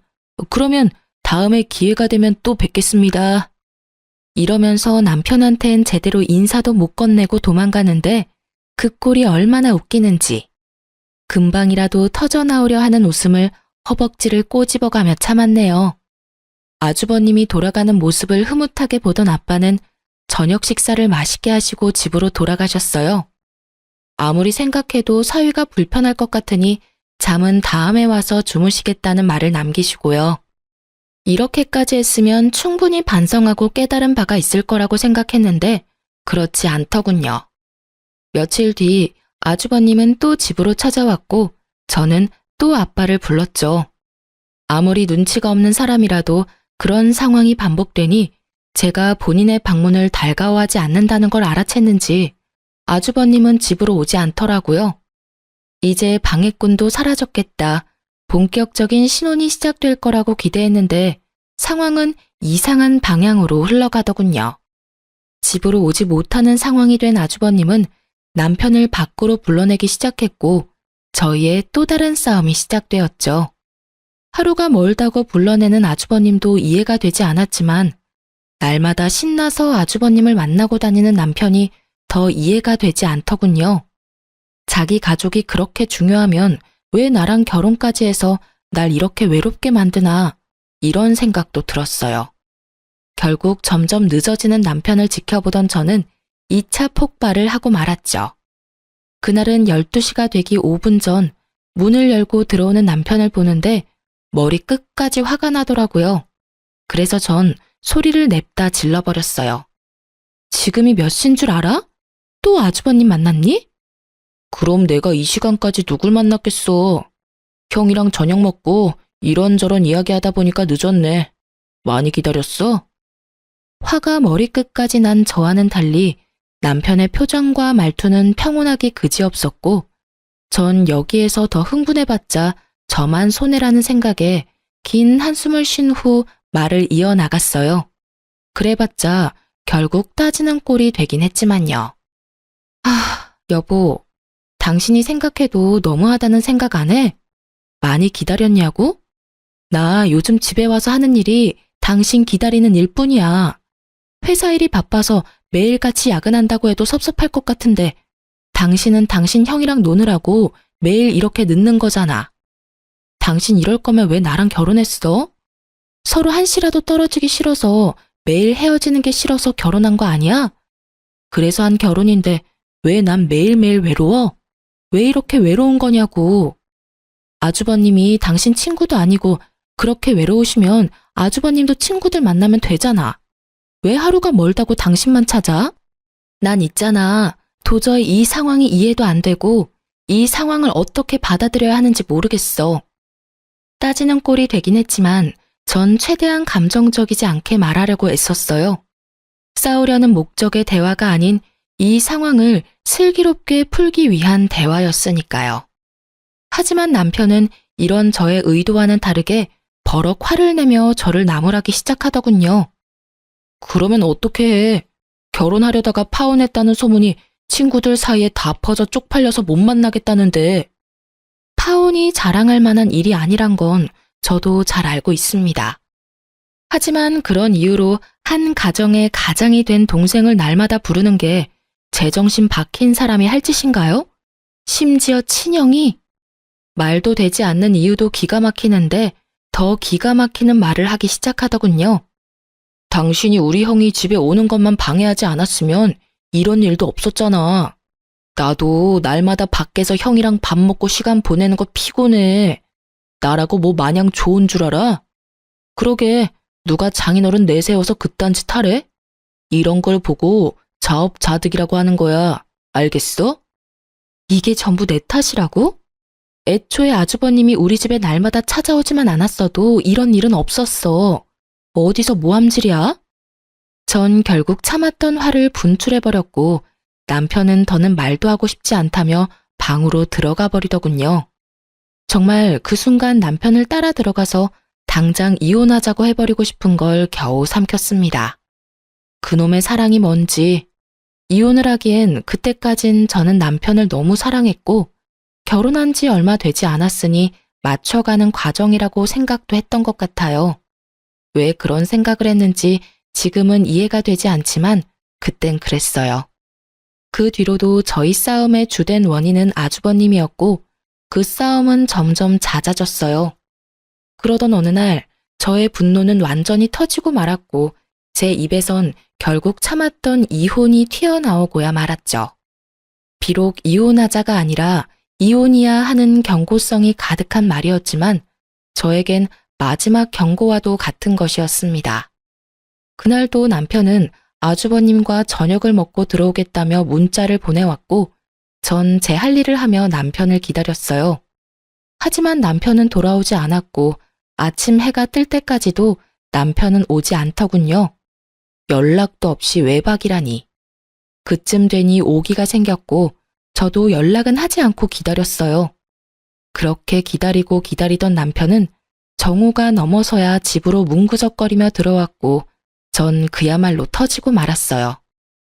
야, 너 진짜 미쳤어? 네가 제정신이야? 외박? 미쳤지 미쳤어. 당장 어디서 뭘 했는지 설명하지 못해? 노발대발하던 저의 모습에 남편은 우물쭈물 눈치만 살피고 있더군요. 이 새끼를 어떻게 해야 하나 깊은 고민에 빠져드는 그 순간 시모에게 전화가 왔습니다. 아가, 아범 잘 들어갔니? 어제 아범이랑 네 아주버님이랑 우리 집에서 밥 먹고 술을 한잔 했는데 그만 잠이 들었지 뭐니. 나도 먼저 잠들어서 오늘 아침에야 둘 다 여기서 잠든 걸 알았어. 아침에 너한테 연락한다는 게 애들 밥 챙기다 보니까 깜빡해버렸어. 걱정 많이 했지? 내가 진작 연락을 했어야 했는데 늙으면 이렇게 깜빡깜빡 한다니까. 누굴 바보로 아는 것인지 시모의 말은 절 납득시키기엔 부족했고 짜고 하는 말이 분명하다는 생각만이 가득했어요. 그렇다고 따지고 들자니 증거가 없더군요. 그래서 전 이 원흉의 싹을 잘라내기로 했어요. 당신 앞으로 다신 아주버님하고 만나지 마.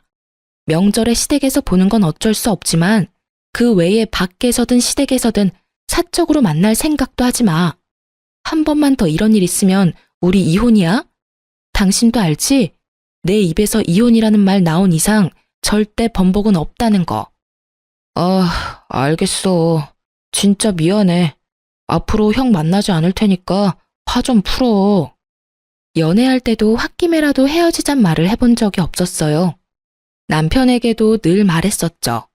그런 말은 함부로 하면 절대로 안 되고 내 입에서 그런 말이 나오면 정말 마지막 기회이니 절대로 같은 잘못을 저지르지 말라고요. 남편도 그 말을 기억하는지 싹싹 빌며 제 마음을 달래주려고 노력했고 전 정말 마지막으로 주는 기회라고 다시 한번 강조해서 말해주었어요. 저의 경고가 있고 난 뒤 이대로는 정말 이혼당하겠다 싶었는지 남편이 좀 더 가정에 신경 쓰고 노력하는 모습을 보여주기 시작하더군요. 아주버님의 연락도 받지 않았고 어쩌다 통화라도 하는 날엔 장인어른 핑계를 대며 나가지 않는 모습도 보이더라고요. 전 한 번의 외박이 문득문득 떠올라 신경이 쓰이긴 했지만 한 번쯤은 그럴 수 있다. 시댁에서 정말 술을 많이 마시고 잠들었겠지 라고 생각하며 애써 그 생각은 하지 않으려고 애썼어요. 앞으로 남편이 달라진 모습을 보이고 가정에 잘하면 큰 문제가 될 것 없다고 생각했으니까요. 그렇게 몇 달 남편은 저에게 충실했고 그야말로 100점짜리 남편이었어요. 전 다시 남편에게 조금씩 신뢰라는 것이 쌓여갔고 그 무렵 남편은 일이 바빠져 늦기도 했지만 저녁 10시를 넘기는 일이 없었기에 그런가 보다 하며 다른 쪽으론 의심하지 않았어요. 전 너무나도 안일하게 일상을 보내고 있었던 것이었어요. 그러던 어느 날 저에게 청천벽력 같은 일들이 한꺼번에 일어났어요. 그 당시 제가 다니던 회사 사정이 어려워져 인원 축소에 들어가게 되었고 유부녀인 저는 권고사직 1순위 대상자가 되었죠. 결국 전 아무것도 못 챙기고 쫓겨나기 전에 소정의 위로금을 받고 권고사직을 받아들이기로 했어요. 20대 시절을 다 갈아 넣었던 회사였는데 유부녀란 이유로 퇴사를 해야 할 상황에 놓이자 그 허탈함을 감출 수가 없더군요. 짐을 챙겨 회사를 나오며 터지려는 눈물을 꾹 참고 남편에게 전화를 걸었더니 낮 시간이라 회사 일이 바쁜지 전화를 받지 않더라고요. 당장 하소연이 하고 싶은 마음은 굴뚝이었지만 바쁜 남편 괜히 신경 쓰이게 하지 말자는 마음에 그냥 집으로 갔어요. 그런데 전화를 받지 않던 남편은 집에 이미 와 있더라고요. 그것도 낯선 여자와 함께요. 아침에 남편이 신고 있던 신발 옆에 제 것이 아닌 여자 구두가 현관에 나란히 있었고 두 사람은 욕실에 함께 있는 듯 목소리가 들리더군요. 이게 무슨 상황인가 아주 잠깐 멍했던 것 같아요. 하지만 이내에 이 놀라운 상황이 파악되더라고요. 제가 퇴사당한 것을 상상치도 못한 남편놈은 제가 그 시간에 집으로 돌아올 거란 생각은 전혀 하지 못했고 집으로 여자를 끌어들여 욕실에서 좋은 시간을 보내느라 제가 오는 소리조차도 듣지 못했던 것입니다. 집에 여자까지 끌어들인 새끼가 어쩜 그렇게도 조심성조차 없는지 당장이라도 욕실 문을 열어젖혀 두 연놈을 가만두고 싶지 않은 마음을 억누른 채 일단 밖으로 나와 지하 주차장에 세워진 제 자동차에 몸을 실었어요. 그리고 전 미친 남편 새끼를 어떻게 처리해야 할지 생각하고 또 생각했어요. 도저히 그냥 이혼만으로는 제 분이 풀리지 않을 것 같았거든요. 그러면서도 제 두 눈은 공동 현관문만을 주시하고 있었죠. 그렇게 머리론 생각을, 눈은 공동 현관문을 보고 있는데 주차장에 익숙한 자동차가 빠른 속도로 들어오는 것이 아니겠어요? 그 차는 아주버님의 차였는데 차 안에는 아주버님과 함께 여자가 타 있었고 놀랍게도 집에서 나온 두 연놈이 자연스럽게 아주버님의 차를 타더라고요. 그 모습을 보는데 손뿐 아니라 다리까지 다 떨려오더군요. 눈물도 나지 않았어요. 그저 머릿속에 이 치욕감과 배신감을 어떻게 되갚아줘야 두 발 뻗고 잘 수 있을까? 이 생각만이 가득했죠. 전 제대로 된 복수를 위해 사람을 붙이기로 결심했고 얼마 후 남편의 자료를 받은 날 저는 정말 경악을 금치 못했습니다. 사건의 전말은 이러하더군요. 아주버님과 어울려 다니던 남편은 업소를 비롯해 나이트도 다니기 시작했고 나이트에서 만난 유부녀와 외도를 저지르고 있었던 것이었어요. 그런 미친 짓을 하는 남편놈의 곁엔 아주버님이 늘 함께였고 아주버님 역시 행실이 대단히 더럽더라고요. 집까지 끌어들인 여자는 나이트에서 만난 유부녀였고 아주버님 차에 타고 있던 여자와 상간녀는 서로 친구 사이로 그 여자 역시 유부녀였어요. 끼리끼리 잘 놀다가 끼리끼리 잘 만났다는 생각이 들면서 앞으로의 복수 계획이 눈앞에 펼쳐지더군요. 일단 전 흥신소에서 알려준 두 여자의 남편에게 연락을 해 상황 설명을 하며 만나자고 했어요. 두 남자는 저를 의심하면서도 약속 장소로 나왔고 전 두 남자에게 제가 받은 사진들을 보여주며 현재 내 남편과 아주버님이 누굴 만나고 어떤 짓을 하고 있는지 알려주었어요. 그러면서 한 가지 간곡한 부탁을 했어요. 이제 제 말 믿으시죠? 사진을 보셨다시피 지금 상황이 꽤 경악스러워요. 저도 처음에 모든 사실을 알았을 땐 믿기지도 않았고 믿고 싶지도 않았는데 애석하게도 이게 현실이더라고요. 그래서 어떻게 복수를 해야 하나 이리저리 생각해봤는데 아무리 생각해도 혼자서 하는 복수는 성에 차지 않을 것 같아서 이렇게 연락드리게 됐어요. 부탁을 좀 드리려고요. 전 상간녀 소송을 물론 진행할 예정이고 두 분께도 소송을 부탁드리려고 합니다. 제 남편 그리고 아주버님한테 상간남 소송 꼭 좀 해주세요. 부탁드립니다. 저의 부탁에 두 남자는 굳이 부탁까지 하지 않아도 당연히 소송을 하려고 했다며 흔쾌히 저의 뜻에 따라주기로 했습니다. 그렇게 약속을 받아낸 저는 지체하지 않고 점심시간에 맞춰 남편의 회사 앞에 찾아갔어요. 저의 예상대로 사람들이 줄지어 나오고 있었고 남편 역시 그 사이에서 모습을 드러내더라고요. 저를 발견한 남편은 반가운 얼굴을 하며 달려왔고 전 준비된 말을 했어요. 여보, 회사 앞까지 무슨 일이야? 밥은?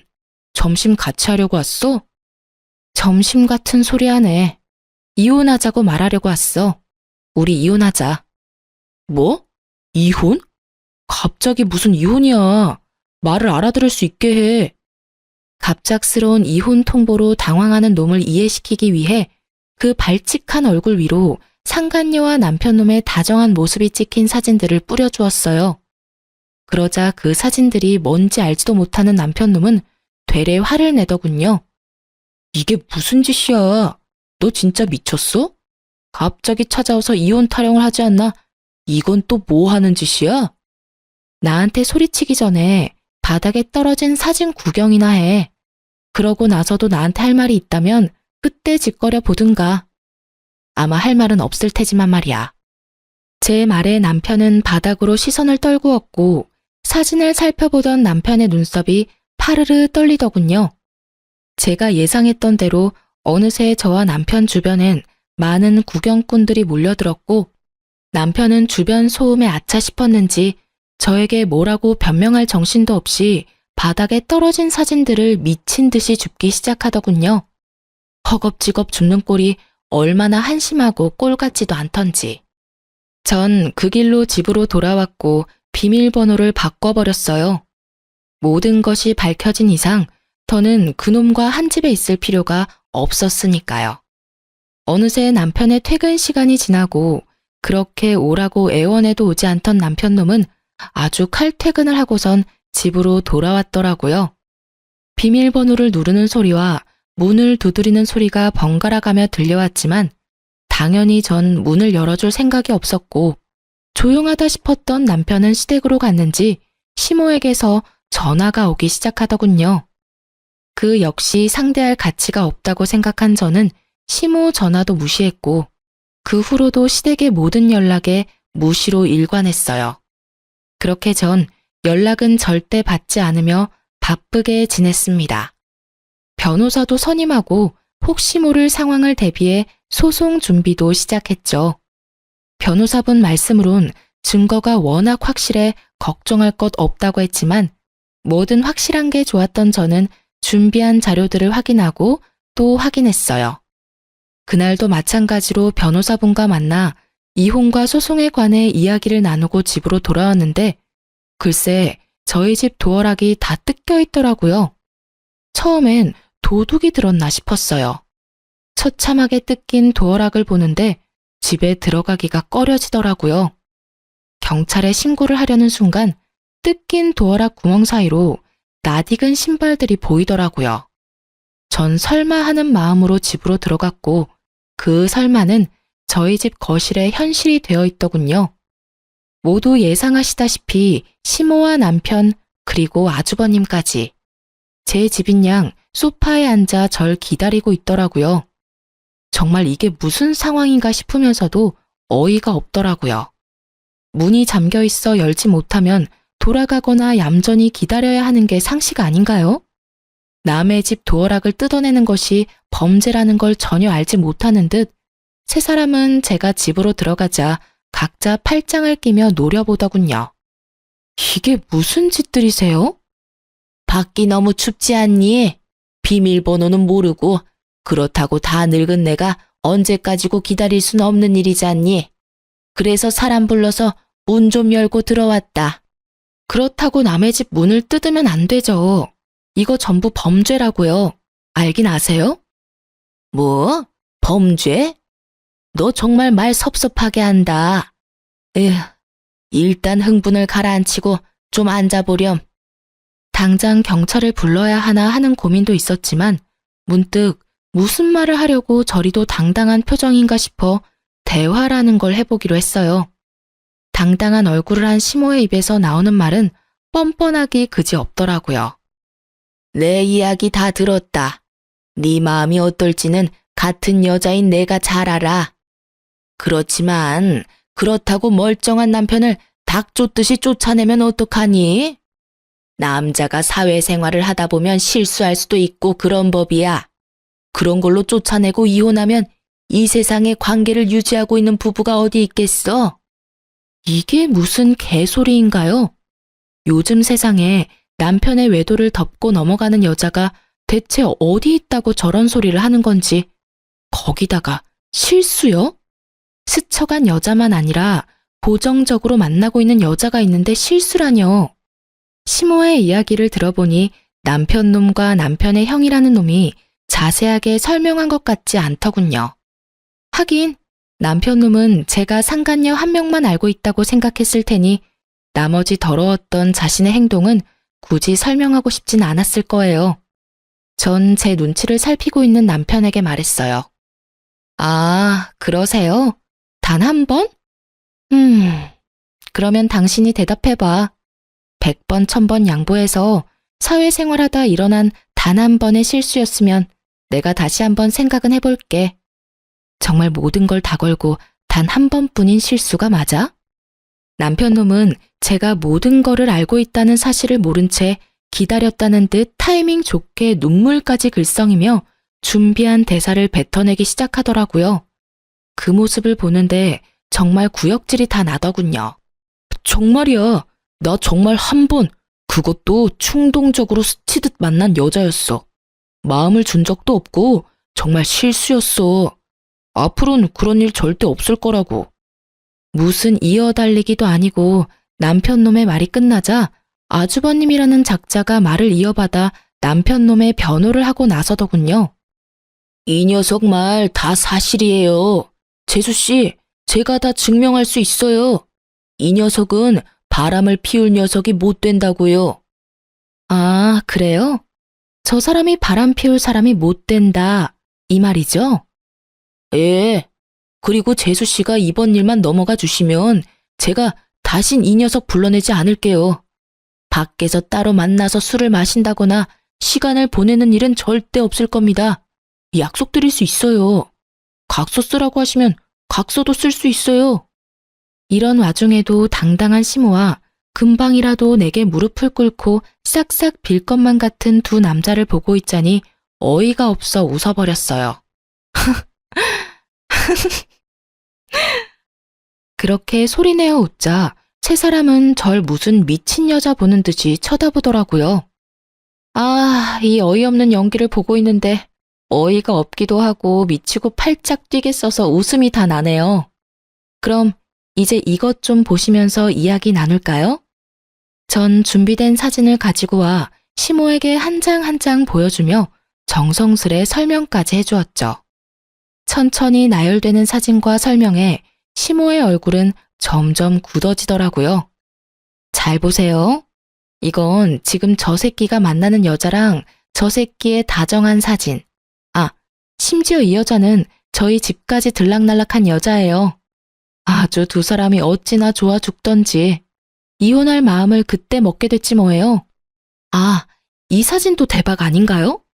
요즘 아주버님이 자주 만나는 여잔데 참고로 이 여자도 유부녀예요.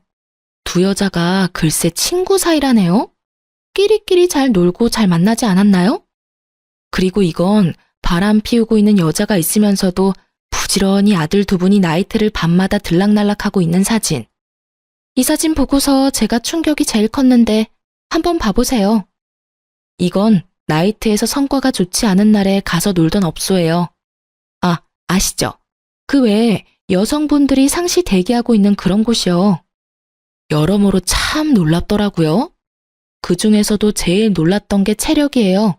정말 체력도 대단하지 않아요? 이러고 밤늦게까지 놀고 집에 들어왔으니 싸울 틈도 없이 머리만 쳐대면 잠을 잤겠죠. 사진을 꺼내자마자 얼굴부터 굳은 시모는 술집 여자 사진에서 표정이 확 썩어가더군요. 당연한 일이었죠. 제가 아는 시모는 아들의 외도 때문에 집에서 쫓겨났다는 사실만으로도 내심 큰 충격에 빠졌을 텐데 겨우 마음을 추스르고 어떻게든 제 길을 죽여 아들의 이혼을 막아보고자 하는 마음으로 이곳에 왔을 테니까요. 그런데 상간녀만 있는 것도 아니고 한두 번도 아닌 거의 날마다 여자를 찾아 헤매고 다녔다는 사실은 꿈에서라도 상상하지 못했을 테니까요. 제가 모든 사실을 알고 증거까지 충분하다는 사실이 밝혀지고 난 후 세 사람은 서로의 눈치를 살피며 이 난관을 어떻게 헤쳐나가야 할지 고민에 빠진 듯 보이더군요.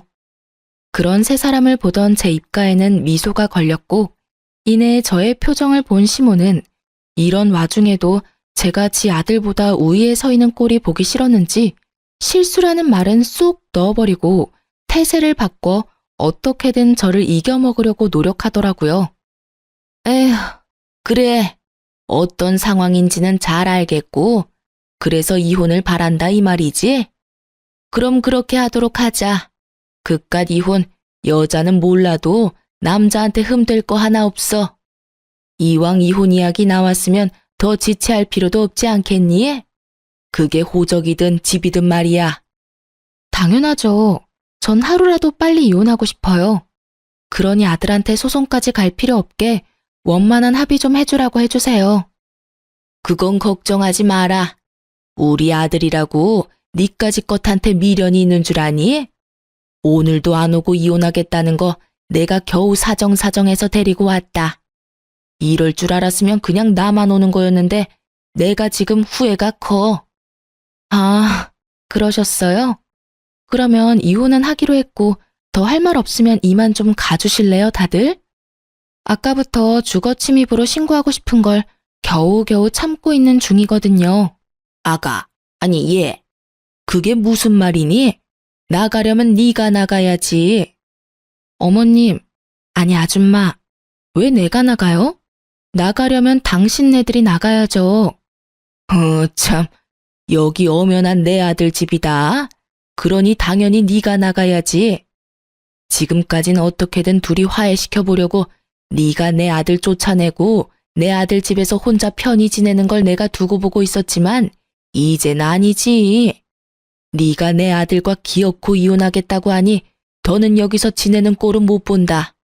그러니 지금 당장 짐 챙겨서 나가. 그렇지 않으면 네가 부르겠다고 한 경찰 내가 지금 부를 테니 말이다. 무슨 이야기의 서두가 이렇게나 긴가 싶었더니 결국 집 이야기더군요. 설마 하며 생각은 했었지만 이 정도로 시모가 아는 것이 없을 줄이야.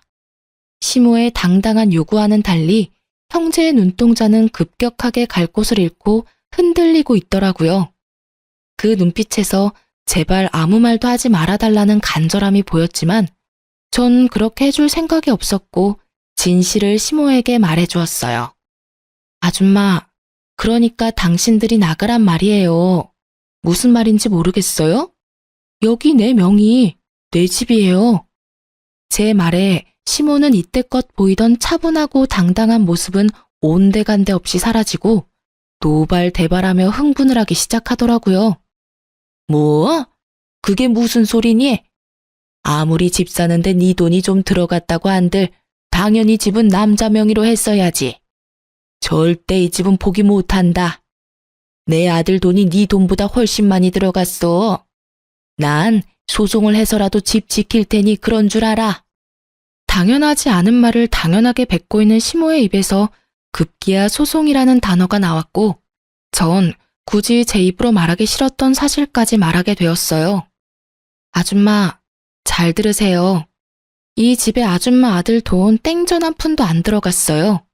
이 집 살 당시에 그 잘나신 아줌마 큰아들이 도박 빚으로 결혼 자금까지 다 날려먹었어요. 그래서 아줌마 둘째 아들이 자기 결혼 자금을 털어서 그걸 도와줬고요. 그러니 어떻게 했겠어요? 그때서야 파혼을 할 수도 없는 노릇이고 그냥 제가 가지고 있던 돈이랑 친정에서 조금 빌려서 제가 잔금 치렀어요. 그때 파혼을 해야 했는데 참 제가 후회가 깊네요. 맞습니다. 당시 살고 있던 신혼집은 전부 제 돈으로 마련한 제 명의의 집이었어요. 계약금을 치르고 잔금일을 3일 앞둔 날 남편이 돈이 없다고 하더라고요. 형이 도박으로 돈을 다 날려 결혼할 돈이 없어 결혼을 못하게 생겼다나 어쨌다나. 그래서 남편이 모은 돈을 형에게 다 빌려줬다고 하더라고요. 그 모은 돈은 잔금을 치를 돈이었는데 말이죠. 참 황당했죠. 어이도 없었고요. 이때 파혼을 고민하지 않았던 건 아니었어요. 파혼에 대한 고민을 엄청나게 했었어요. 계약금? 물론 계약금이 아까운 이유도 없진 않았겠죠. 하지만 제가 파혼을 하지 않고 결혼을 진행했던 건 단 한 가지. 남편을 사랑했기 때문이었어요. 그놈의 사랑이 뭐라고 이혼이라는 결과가 기다리고 있는 줄 알았다면 그때 파혼을 했을 텐데 제 한치 앞이 뻔히 보이는데도 불구하고 왜 앞날을 애써 무시했는지. 결국 저를 기다리는 한치 앞은 남편의 무관심과 외도뿐이었는데 말이죠. 어쨌든 전 남편에게 큰 돈을 쓸 땐 나와 꼭 상의하라는 당부와 함께 집 잔금을 제가 치렀고 그렇게 결혼을 하게 된 것이었어요. 그랬기에 저는 남편 놈이 형과 어울려 노는 꼴이 더욱 꺼려졌던 것인데 설마 동생 인생까지 망치기로 작정한 사람이 아니고서야 데리고 다니면서 애먼짓을 하겠나 싶었더니 제 믿음의 결과가 결국 이런 것이 되어버렸습니다.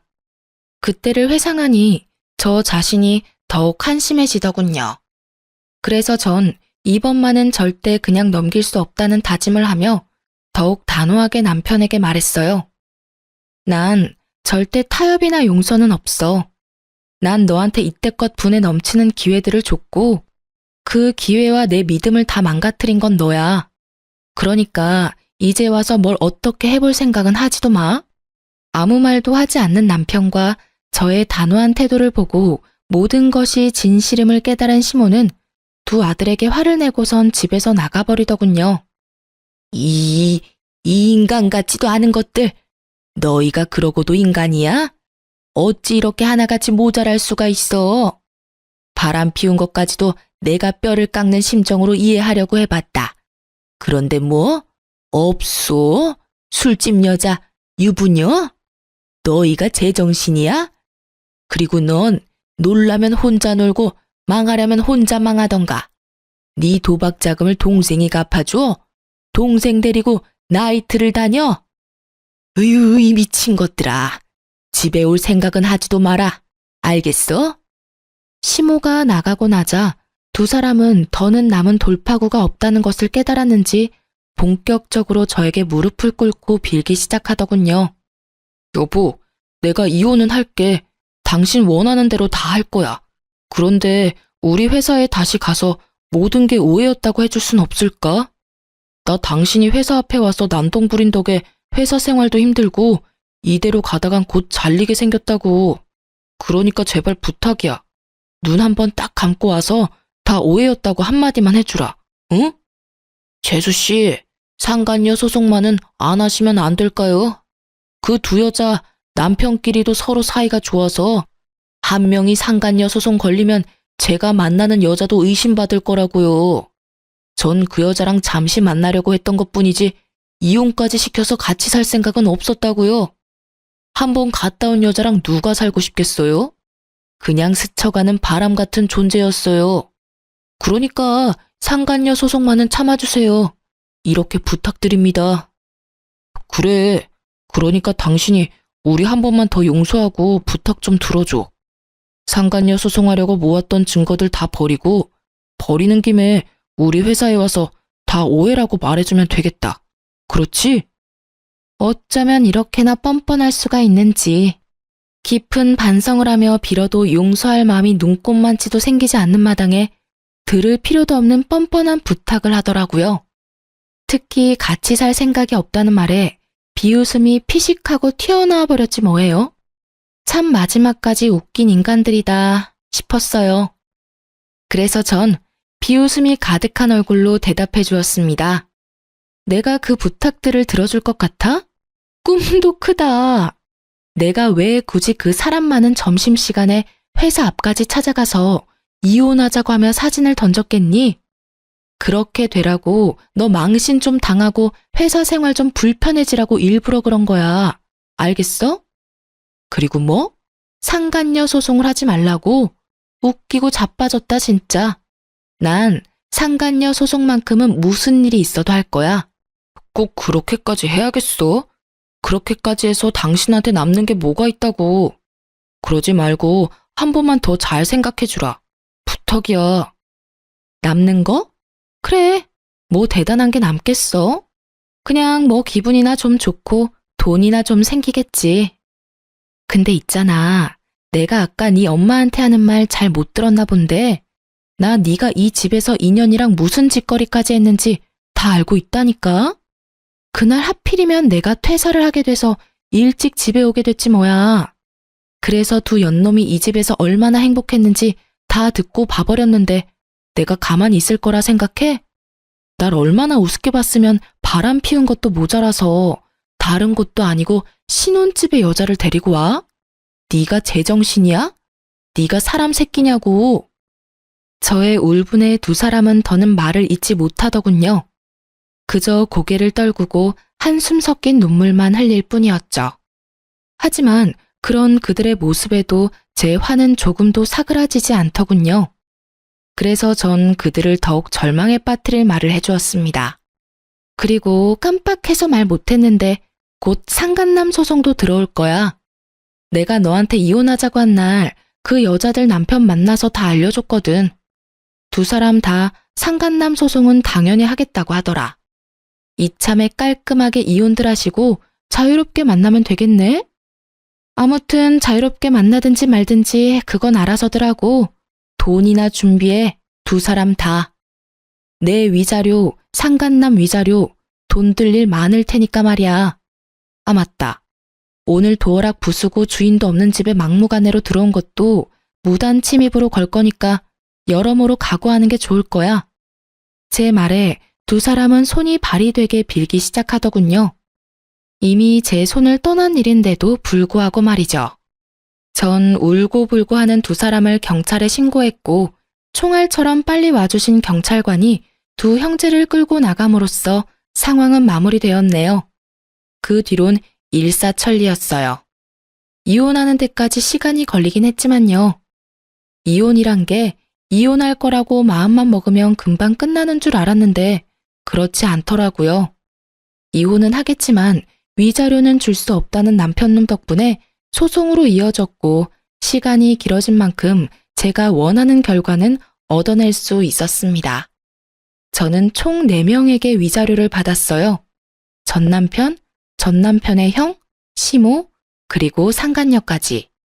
어찌되었든 이혼을 하게 되니 속이 말이 아니었는데 든든한 통장을 보니 치유가 되더라고요. 그야말로 금융치료였죠. 이런 저와는 달리 전 남편 놈은 그야말로 지옥을 경험하고 있는 것 같았어요. 마지막으로 법원에서 만났을 당시 행색이 형편없는 것도 통쾌했지만 절 정말로 통쾌하게 했던 건 전 남편의 말이었어요. 내가 요즘 어떻게 사는 줄 알아? 빚도 빚이지만 회사 생활이 아주 개떡 같다고. 내가 너 때문에 요즘 사는 게 아주 지옥이야, 지옥. 내가 너 매정한 건 알았지만 어떻게 그렇게까지 매정하냐? 네가 그딴 년이니까 내가 바람까지 핀 거야. 알겠어? 그래, 그거야. 네가 빚에 허덕이는 것도 회사 생활이 개떡같이 된 것도 곧 회사에 잘리게 되더라도 거긴 내 탓은 하나도 없어. 방금 네가 말했듯이 모두 다 네가 바람까지 쳐 폈기 때문에 이 모든 일이 일어난 거야. 알겠어? 이 개만도 못한 새끼야. 아휴, 내가 개만도 못한 놈이랑 무슨 말을 하고 있냐. 그냥 갈 길 가고 다신 마주치지도 말자. 부탁이다. 어? 이렇게 그놈과의 짧지만 질긴 인연이 끝이 났어요. 법원에서 들은 말인데 전 남편도 전 남편이지만 그 형도 여기저기 위자료를 주느라 빚더미에 앉았다고 하더라고요. 끝까지 두 아들을 거부하던 시모는 두 아들이 빚더미에 앉게 되자 결국 받아줬다고 하더군요. 기껏 다 키워서 출가시켰던 아들들이 빚만 가득 안은 채 다시 돌아왔을 때의 그 심정. 경험해보지 않아도 노년이 아주 고달플 거란 것은 확실히 알겠더라고요. 거기에다가 회사까지 잘리게 되면 꽤 볼만할 것 같지 않나요? 요즘 전 꽤 괜찮게 살고 있어요.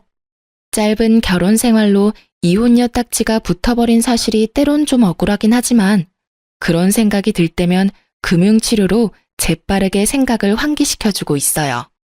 그러면서 그 모든 걸 참고 살았으면 제 명예 살지 못했을 거라며 위안으로 삼고 있어요.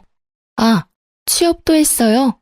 비록 아빠의 사업체이긴 하지만요. 지금은 격리 업무를 보고 있긴 하지만 곧 현장에도 투입되어 실무도 배우게 될 것 같아요. 아빠 사업체로 취업하며 집도 처분했고 시집을 가기 전과 마찬가지로 아빠와 함께 살고 있어요.